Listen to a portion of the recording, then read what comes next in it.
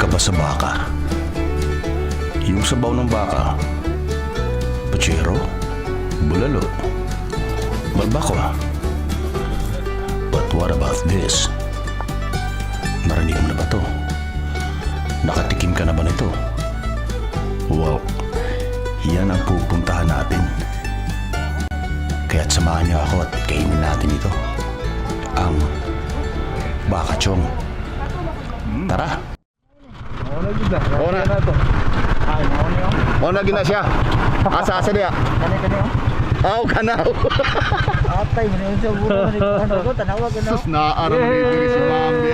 Bakachong. Di mo mapapansin ito kung kainan ang hinahanap mo.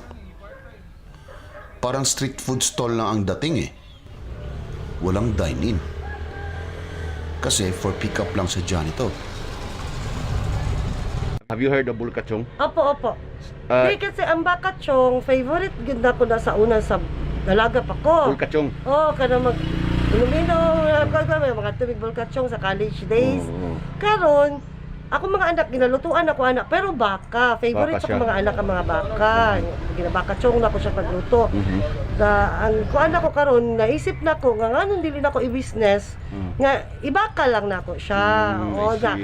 naningkamot po ko nga medyo affordable po siya, kay makabaluta mahal ang baka. Ba't kung nag-iisa ka lang o dalawa kayo, pwede kang kumain dito. Tulad ng ginawa namin ng brother ko. Ako ko mga chong. Baka ta mga chong. So good. Oh, yes. Manghiram daw siya tinidor, ma'am. Ano na yung plate, ma'am? Oh, Wow, cute ay. No? Oh, Parang ano, yung old style na ano. actually, Wood. ako ko yung mga paper plate for babay na yun. Langas sa yung sili, ay. I love it. Ako lang dito akong gitagaan na. Kaya po na kong ginapagod. Hindi kayo kong sili, ma'am? Oh, ba? I love sili. Gusto mo tinidor? Ingon pa ni Mike Wins, it's not spicy, I'm not eating. Pero, kasi kailangan mo tinidor. Ikaw, mga kong sili ni mama pag inigulit, mama. Oo, Parang sa island na inganing sili ba? Very hot. Sa bintang na sili ni ma'am. Sa palengke, ma'am. Sili ka rin, no? Ang bulkatong mahal kayo. Kasi hindi ba ka nalamian siya? Dahil gusto Abela, niya, abela. ma'am, hot and spicy na version. Hindi pwede sa bata yung gusto mo eh.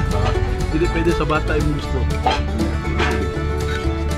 So you only serve bakachang, wala lang ibang pagkain. Lamoy, walang bitulong. Spicy.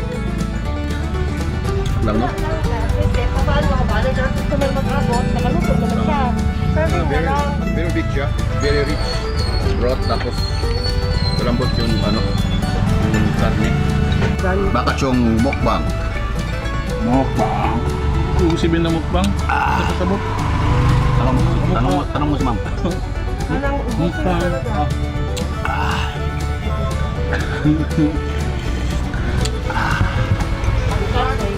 Una nagtakasaka nun. Gitag dahil mo? Gitag, ma'am. Gitag, gusto ko amigo. Kasi nakari na eh. Wala pa sila kanto, pero gitag ko. Pag si Kwan. Ano Uy, pa, make siyaw niya. sure po ako yung lambot dito ko. Gin ba? Bumubulo kayo? Importante, lambot dito ang karne na mag-melt in your mouth na dito siya. Nagsisimula pa lang si Ma'am Genevieve, ang may-ari ng bakachong. 2 linggo pa lang ang nag-ooperate si Ma'am. Lumakas na kaagad.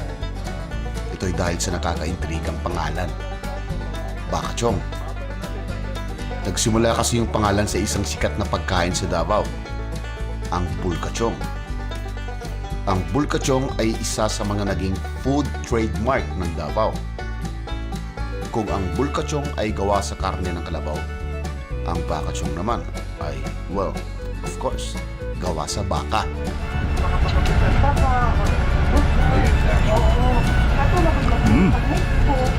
Ang karne ng baka na natutunaw sa iyong bibig at ang kayumangging dagat na ang bawat higop mo ay isang saya ang madadama. Ano yung sili, ma'am? Laboy ito, ma'am? Alam mo? Walang lasa nito. Bisaya, lami. Lumi. Lumi kayo ba? Lumi kayo.